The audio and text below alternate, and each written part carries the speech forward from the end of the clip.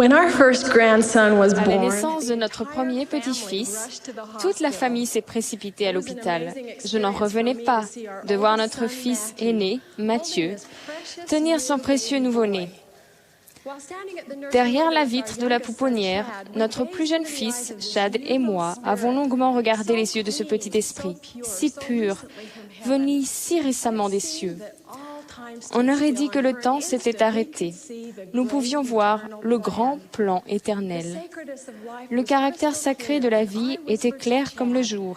Et j'ai murmuré à Chad, « Tu comprends pourquoi il est si important de rester pur ?» Il a répondu tout pensif, « Oh oui, maman, je comprends. » Ce moment a été si fort que je désire que chaque jeune homme et chaque jeune fille, chaque jeune adulte, et en fait chacun de nous, ressente et comprenne l'importance de mener une vie digne et pure. C'est notre dignité personnelle qui nous qualifiera pour accomplir notre mission terrestre. Notre mission a commencé bien avant que nous arrivions ici-bas. Dans la vie prémortelle, nous avons été appelés et préparés à vivre sur la terre à un moment où les tentations et les difficultés seraient les plus grandes. Cela à cause de notre foi extrême et de nos bonnes œuvres, et parce que nous avions alors choisi le bien. Nous avions compris le plan de notre Père, et nous savions qu'il était bon. Non seulement nous l'avions choisi, mais nous l'avions défendu. Nous savions que notre mission terrestre serait semée de tentations, d'épreuves et de difficultés. Mais nous savions aussi que nous aurions la bénédiction d'avoir la plénitude de l'Évangile, des prophètes vivants et la direction du Saint-Esprit. Nous savions et comprenions que notre réussite sur la terre serait déterminée par notre dignité et notre pureté. Que signifie être digne? Dans le livre de Mormon, le père de l'Ammonie a imploré « Que ferais-je pour avoir cette vie éternelle dont tu as parlé ?» Puis il a pris un engagement envers le Seigneur en disant « Je délaisserai tous mes péchés pour te connaître. » Ayant compris qui il était et quel était le grand plan dont il faisait partie, le père de l'Ammonie a eu le grand désir de devenir digne. Pour devenir digne, nous faisons des choix qui nous permettront de retourner en présence de notre Père céleste. Nous faisons ce qui nous qualifiera pour toutes les bénédictions qu'il a en réserve pour nous. C'est la raison pour laquelle nous sommes ici sur la terre, pour voir si nous ferons tout ce que le Seigneur commandera. C'est par notre foi au Seigneur Jésus-Christ que nous pouvons résister à la tentation. Notre foi nous rendra capables d'éviter le mal.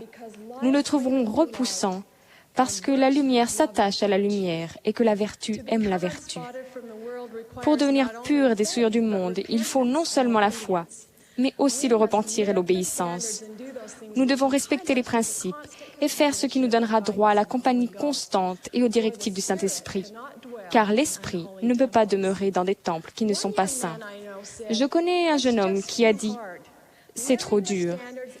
Il n'est pas réaliste de vouloir respecter les principes dans mon monde. C'est tout simplement trop dur. » Pourtant, sachant que nous sommes les fils et les filles de la divinité, nous devons nous efforcer d'être dignes. D'autres jeunes ont adopté la devise « Je peux faire des choses difficiles ». Ils comprennent qui ils sont, quelle est leur mission, qui est leur guide, et ils reçoivent de la force en respectant leurs alliances. Ils comprennent aussi que lorsqu'ils font une faute, ils peuvent changer. Satan veut nous faire croire à tous que le repentir n'est pas possible. C'est absolument faux. Le Sauveur a promis le pardon. Chaque semaine, en prenant dignement la Sainte Seine, chacun de nous a la possibilité de devenir pur en faisant alliance, de se souvenir toujours du Sauveur et de garder ses commandements. L'évangile de Jésus-Christ est simple et les moyens nous ont été donnés de suivre le chemin étroit et resserré. La manière de faire est claire, car mon joug est doux et mon fardeau léger.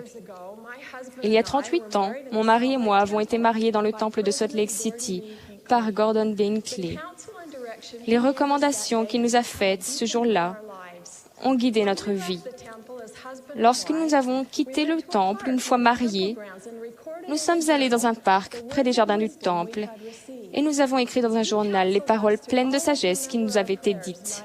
Il nous a recommandé de toujours nous souvenir de prier, soir et matin, de prier en couple et en famille. Il nous a recommandé de toujours payer entièrement et honnêtement la dîme. Il nous a recommandé de lire quotidiennement les Écritures et d'en appliquer les principes. Il nous a recommandé de rester dignes.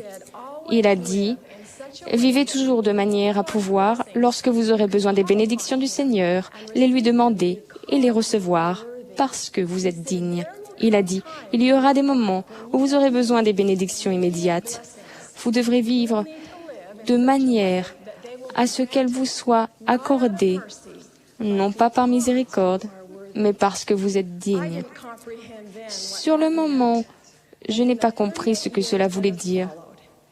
Mais au cours des 38 années qui ont suivi, nous avons demandé à notre Père céleste de nombreuses bénédictions immédiates.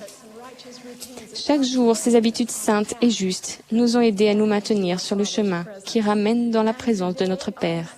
Et je dis aujourd'hui, Seigneur, merci pour le prophète qui nous guide en ces derniers jours.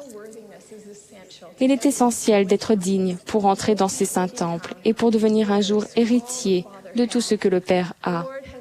Le Seigneur a dit que la vertu orne sans cesse tes pensées. Alors ton assurance deviendra grande dans la présence de Dieu.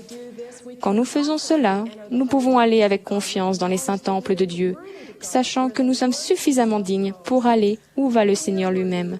Quand nous sommes dignes, non seulement nous pouvons entrer dans le temple, mais le temple peut pénétrer en nous.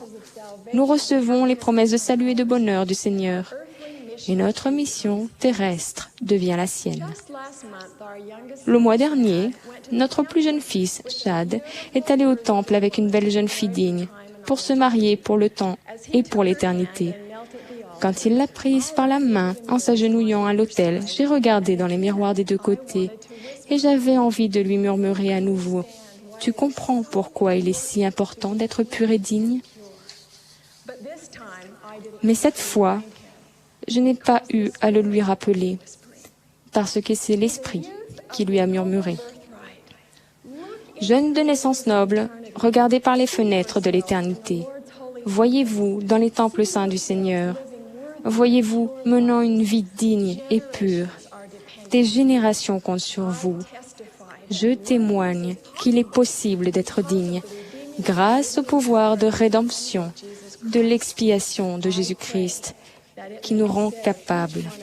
Je prie qu'on puisse dire de chacun de nous, « Ils marcheront avec moi en vêtements blancs, parce qu'ils en sont dignes, au nom de Jésus-Christ. Amen. »